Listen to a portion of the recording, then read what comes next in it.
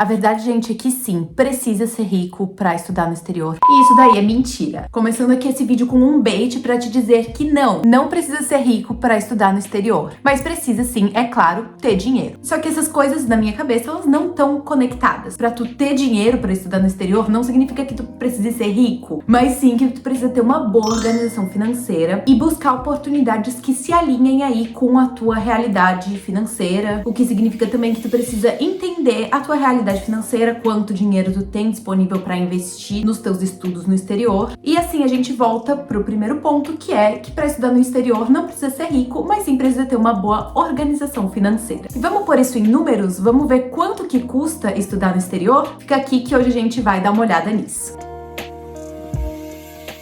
Oi pessoal, bem-vindos aqui ao meu canal, eu sou a Bia, sou historiadora pela Universidade Federal de Santa Catarina e agora eu tô terminando meu mestrado em Ciências Arqueológicas na Universidade de Pádua, na Itália. Aqui no canal eu gosto de trazer um pouco das coisas que eu estudo, história, arqueologia, mitologia e um pouco sobre a minha experiência como estudante no exterior, então gosto de sempre dar dicas pra ajudar o pessoal. E se vocês gostam desse tipo de conteúdo, estão procurando conteúdo sobre estudar fora, já se inscrevam aqui, que pode ter um vídeo ou outro que vai te ajudar nessa embarcada. Vamos lá, sem lenga-lenga, quanto custa fazer um mestrado no exterior? Vamos pôr isso em números, vamos ver quanto que eu gastei quando eu decidi, fazer meu mestrado no exterior? Vamos lá. Tô abrindo aí pra vocês essa tabelinha que eu criei e nela eu reuni todos os meus gastos, desde os gastos iniciais, assim, com prova de proficiência, tradução de documento, etc., até passagem, visto de estudante e tal, pra gente ver aí, em números claramente o quanto que eu gastei. Vale dizer que essa daqui é a minha realidade, tá? Tem gente que gasta mais, tem gente que gasta menos, mas o que eu acho que foi essencial pra mim, pra eu conseguir ter, assim, o suficiente,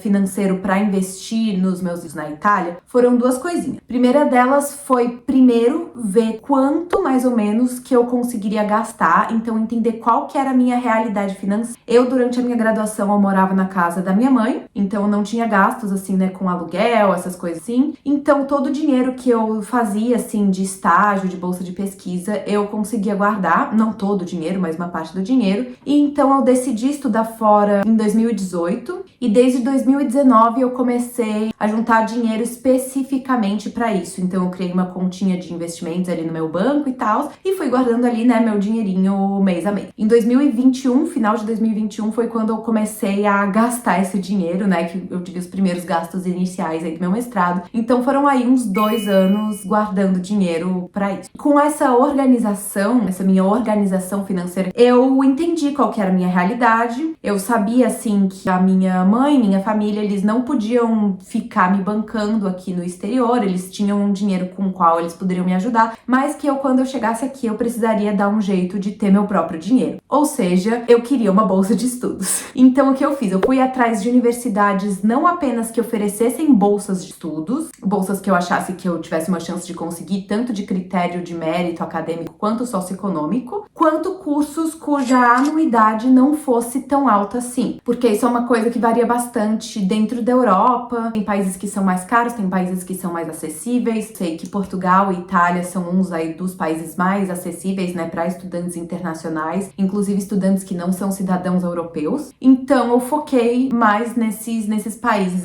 Aqui na minha listinha vocês vão ver que a anuidade do mestrado na Universidade de Pádua, agora ela tá 2.700 euros pro ano inteiro, pro ano acadêmico. Na época era um pouquinho mais barato, acho que era 2.500. E aí outra coisa que eu levei em consideração, pra buscar oportunidades que se alinhassem com a minha realidade financeira, era procurar programas em cidades cujo custo de vida não fosse tão alto assim. O custo de vida de Pádua é de 600 a 700 euros por mês, então não é uma coisa tão fora da minha realidade, caso eu conseguisse ou uma bolsa ou um trabalho, aqui na Itália. Então vamos lá, vamos entrar aí nos meus gastos. Primeiro gasto que eu tive nessa jornada inteira foi o TOEFL, que foi minha prova de proficiência em inglês. Eu tô colocando aqui os gastos, tanto, esse aqui foi em dólar, mas tô colocando tanto em euros, dólar, quanto em reais, pra gente ter uma ideia. De 2021 pra cá, o dólar e o euro oscilaram um pouco aí entre os 5,50 reais, etc. E eu tô usando a cotação do dia de hoje pra ter uma base. Então saibam que vai oscilar um pouquinho mais, um pouquinho menos, né? E os valores que eu tô mostrando pra vocês e em relação com o que eu realmente, efetivamente gastei. Mas essencialmente é a mesma coisa. Então, o TOEFL, ele tá custando $220. Eu coloquei aqui R$ 1.400 porque eu lembro que foi o valor que eu paguei. Eu lembro porque eu me assustei bastante com esse valor, eu não esperava que eu fosse pagar tanto. Mas foi isso, foi meu primeiro gasto grande aí, né? Eu fiz o TOEFL em outubro de 2021 e eu comecei a aplicar para os mestrados ali por novembro de 2021. Depois, a gente teve a tradução juramentada e a apostila diária do meu diploma de bacharelado e do meu histórico escolar. Esses documentos eu precisei para me inscrever nas universidades no exterior. Na verdade, só precisei da tradução e apostila do histórico escolar, porque eu pude enviar o diploma depois. E várias universidades te dão essa oportunidade, porque sabem que muita gente se inscreve, né, em mestrado, enquanto ainda tá no bacharel, etc.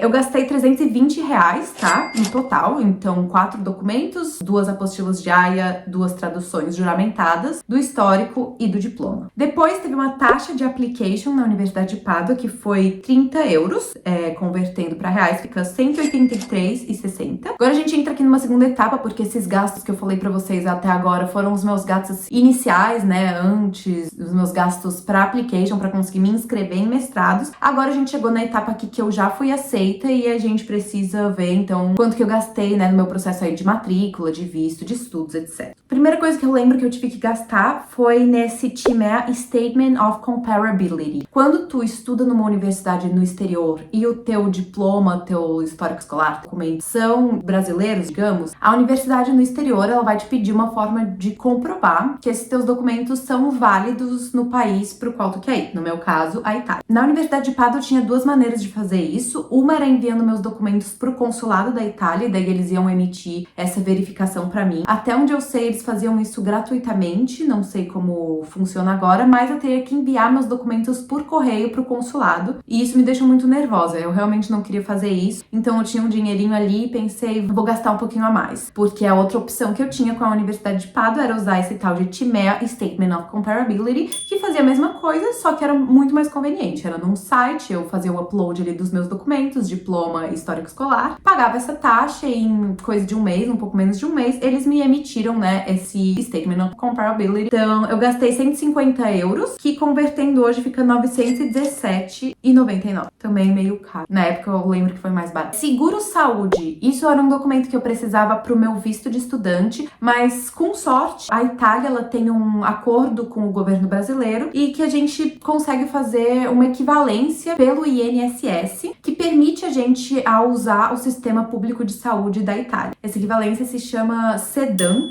tá? Esse documento se chama SEDAN. Para quem já contribuiu com o INSS, então, por exemplo, quem já trabalhou CLT, consegue pegar esse documento de graça, mas para quem nunca contribuiu, precisa fazer uma contribuição pro INSS. Aí eu fiz aquela contribuição facultativa, na qual eu paguei, em média, R$ 165. Considerando que isso foi tudo que eu gastei, né, para um seguro de saúde, foi bem barato. E essa é uma das vantagens de estudar na Itália, né, que exista essa equivalência. Se eu não me engano, em Portugal tem uma coisa parecida, mas não tenho certeza. Aí eu tive que apostilar esse documento, né, esse SEDAN, que custou R$ 40 num cartório ali da minha cidade. Depois eu tive que pagar pelo meu visto de estudante, em que eu paguei uma taxa de R$ 262. E por fim, o último gasto que eu tive no Brasil, antes de vir pra Itália, foi a minha passagem aérea, que foi, em média, R$ 3.500. Eu falo em média porque eu não consegui achar esse valor certinho, mas eu sei que custou mais ou menos por aí, hoje em dia tá custando mais ou menos por aí também. Então, terminados meus gastos no Brasil, agora vamos pro meu embarque, né? Pros gastos que eu tive aqui na Itália nos meus primeiros 2 meses. Vale dizer que eu tenho uma bolsa de estudos, só que a minha bolsa ela começou a ser paga em dezembro e eu cheguei aqui final de outubro, então precisaria aí de um dinheirinho pra eu me organizar e tal. Então assim, independente de você ter uma bolsa de estudos ou não, você vai precisar pensar aí nesse dinheiro inicial pra tu se organizar nos primeiros meses, enquanto tu procura trabalho, etc. Então, um dos meus primeiros gastos aqui foi a taxa do meu permesso de soggiorno, que é a permissão para residir na Itália. É um documento que tem que fazer chegando aqui, que é chatinho. Enfim, não vou entrar em detalhes de permesso, mas eu posso fazer outro vídeo aqui falando do processo burocrático para emigrar para Itália, então me deixa saber se vocês querem, né, um vídeo sobre isso. Paguei €70 mais a marca da Bolo, que é um selo que precisava, e que foi €16, então no total €86,46. centavos, que deu R$526. Aí, para os meus primeiros 2 meses, eu não tinha um apartamento ainda aqui na Itália. Eu procurei apartamento quando eu cheguei aqui. E então eu fiquei num Airbnb pelos meus 2 primeiros meses. E eu paguei 326 euros no primeiro Airbnb e por volta de 400 euros no segundo Airbnb. Foi um Airbnb para cada mês, que deu 726 euros ou 4.448 reais. E depois, né, esse pocket money que eu falei pra vocês, então esse dinheirinho pra eu viver aí, né, nesses primeiros meses até chegar minha bolsa, que foi de por volta de 500 euros, então 3.060 reais. No total, deixei aqui em branco pra gente poder fazer essa conta juntos, o que significa que eu vou abrir o aplicativo da calculadora, eu vou fazer essa conta e a gente já vai ver quanto. Peraí, eu não acho calculadora no meu. Gente, é possível que não exista calculadora no Wave? Não é? Tô burreia. Não tem. Oh, Deus. Tá bom. Eu vou fazer o seguinte, então. Eu vou pausar esse vídeo. Vou pegar meu celular, que está sendo usado neste exato momento para gravar este exato vídeo. Vou fazer a conta aqui e já volto. 2000 years later. Voltei, depois dessa aventura matemática, descobrimos que o total que eu gastei, descobrimos porque eu tô descobrindo isso agora mesmo, eu nunca tinha feito essa conta, eu só tinha uma ideia de quanto eu tinha gastado, foi R$14.821,60. Foi meio que isso. Lembrando aí que, como eu falei pra vocês, a taxa de anuidade da Universidade de Pádua agora ela é 2.700 euros por ano, então teria que adicionar aí, né, esse valor. Não precisa ser pago o valor assim tudo de uma vez só, mas eles são, acho que em 3 parcelas. Eu não pago esse valor por causa da bolsa que eu tenho. E o legal das universidades italianas é que se tu tem um indicador socioeconômico italiano que se chama ISEE, mesmo não sendo italiano, dá pra fazer esse indicador, tu consegue baixar o valor da anuidade que pagaria. Muita gente até não precisa pagar nada. E também as universidades, muitas delas têm, né, outras formas de auxílio econômico baseadas nesse ISEE. Então, bolsas de estudo, etc e tal. Eu sei que muita gente tá se perguntando aí, muitas pessoas me perguntam isso, se é fácil conciliar trabalho e estudos. Tem gente que trabalha, né, remoto e tal, e pensa em conciliar o seu trabalho remoto com a experiência de estudar, né, fora, nesse sol. Tem gente que gostaria, né, de encontrar... Meu Deus do céu! Tem gente que pensa, né, em encontrar um emprego no país onde vai estudar, então na Itália, no caso. Eu vou me mexer um pouco. Não achem estranho que a gente mudou o ângulo desse vídeo, porque eu tô tentando fugir do sol, que tá meio estranho. Continuando, tem gente que pensa também, né, em procurar emprego no país de destino onde vai estudar, então na Itália, nesse caso. Eu acho que é possível.